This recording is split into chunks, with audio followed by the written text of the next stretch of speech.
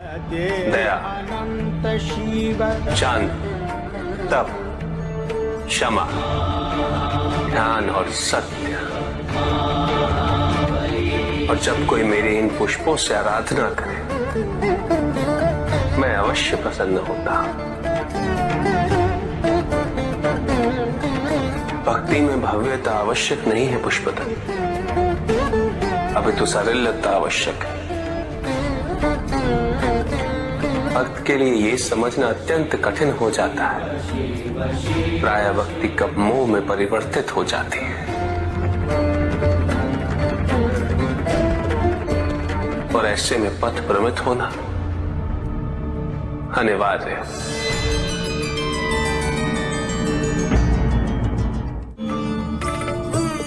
इस संसार में, समाज में व्यक्ति का पद जितना ऊंचा हो, उसके कर्मों के परिणाम उसके पद के अनुपात में ही संसार को प्रभावित करते हैं। इसलिए समाज में उच्च पदों पर विराजमान व्यक्तियों को सदैव अपने दायित्व का स्मरण रखना चाहिए।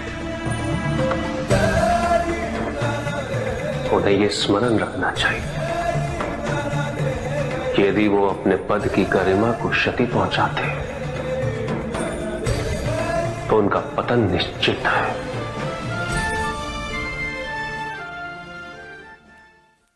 एक संबंध की सफलता वो है जब शब्दों की आवश्यकता ही समाप्त हो जाए,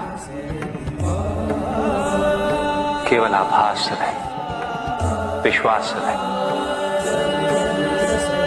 जागरूकता रहे, संतोष रहे। बिना कहे ही दोनों एक दूसरे की बात समझ लें। अवश्य स्वामी, और दाम्पत्य जीवन के सफल होने का ये एक बहुत महत्वपूर्ण प्रमाण भी है। रुक जाओ, महत्वपूर्ण ये वृक्ष है, इन्हें काटना बंद करो। ये वृक्ष हमें छांव देते हैं, फल देते हैं।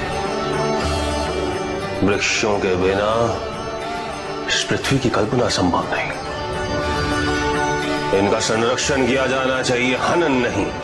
हम सभी को इनका संरक्षक बनना होगा।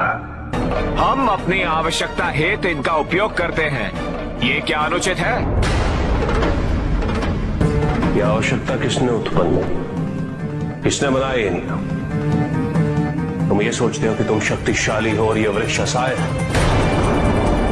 यदि तुम प्रकृति के साथ अन्याय करोगे तो प्रकृति अपना प्रचंड रूप धारण कर तुम्हें दंडित करेंगे, और उस दिन इस संसार में तुम्हें अपनी नग्नता का बोध होगा।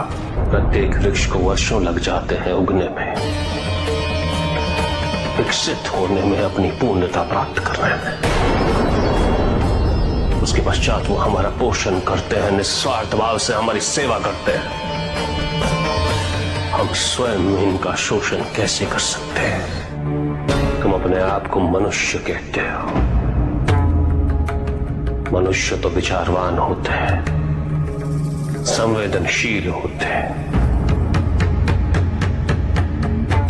जो अपने स्वार्थ हेतु वनस्पति और जीव जंतुओं का शोषण करे, वो कैसा मनुष्य?